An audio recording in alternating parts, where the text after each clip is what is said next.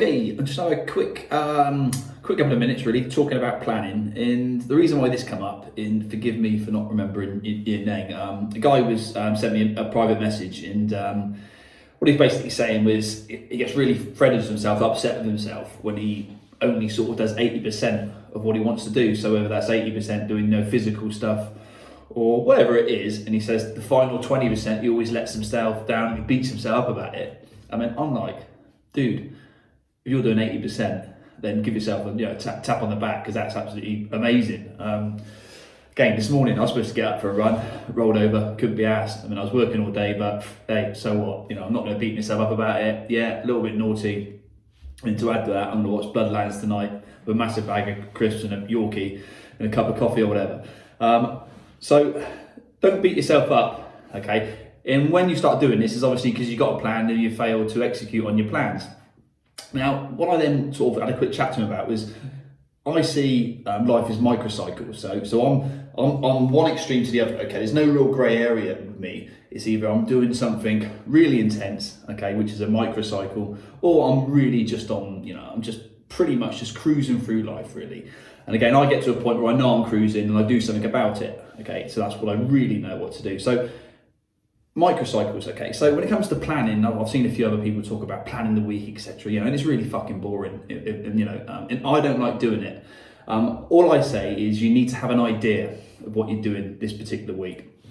So if you are in pursuit of physical health style goals, then obviously you're going to want to do X amount of runs or watch your diet and all that sort of crap.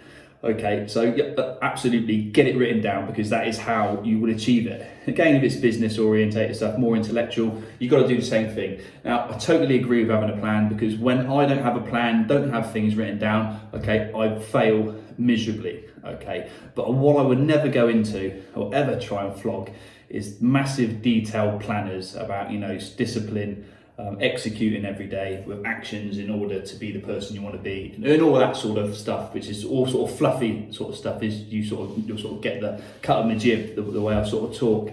So if you are going through one of these cycles where you are really trying to achieve something, okay, definitely have a planner in. As you know, I'm sort of bringing out a various number of journals, and one of them is a planner, and I'll put a few slides on after this to show how basic, because all I'm doing is talking about what I've done all my life. I'm not ever going to sort of preach a load of shite because I've read about it and I think it's sort of good to sell or anything like that. So I've only ever had an idea. So this week I know, for instance, and how I've always broken it down is sort of have a focus for the week. Now that could be tangible or objective. So it might be finishing a report. It might be doing X amount of workouts. Okay, but another one that people don't think about is the subjective side.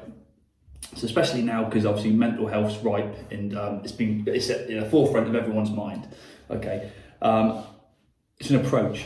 So your one focus for the week might be, okay, I'm actually going to focus on actually helping other people. Okay, or I'm actually going to focus on my self-worth this week. I'm going to focus more on my self-belief. So that might be in the form of affirmations, etc., or being more aware of your thinking, where it's negative stuff. So it could be on that side subjective, or it could be objective, which is more data completing stuff.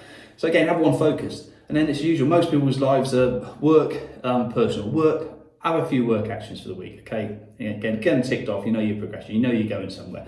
Same with personal, okay? It's normally around health, fitness, or some of the vocation you're trying to achieve.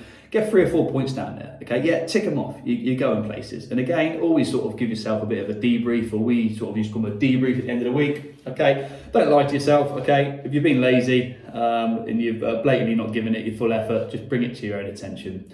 Okay, and that next time, you're going to have to sort of fill that void, okay, make up for your really crap effort. Don't beat yourself up, okay? Everyone does this. Look, unless you're training for the Olympics, okay, or trying to do something really hairy, really intellectual, okay, if you miss a session or you don't complete something, or it's not to the standard you want it to be, then who gives a fuck? It's up to you. At least you're doing something, okay? At least you've got a little bit of forward motion and you're getting stuff done. So just don't beat yourself up. So 80% man, don't worry about it. You're not trying to be in sort of this year's Olympics, are you? Yeah, you missed a training session, but you banged out 80%. Christ, you only need 60% these days to pass an exam. So 80%, take it all day long. So all I can really sort of say, if you really are going after something juicy, have a plan. Definitely have a plan for the week. I'll add a few things on to think how basic I think to get stuff done. And again, work, personal life, have a focus, objective, subjective. Okay, and at the end of the week, don't be afraid to give yourself chuck up or congratulations for doing well. Or if you've done really crap, you've been lazy, you haven't executed what you're supposed to, then beat yourself up for a little bit and then basically dust yourself down. Okay, and then we start again, don't we? Okay, have a good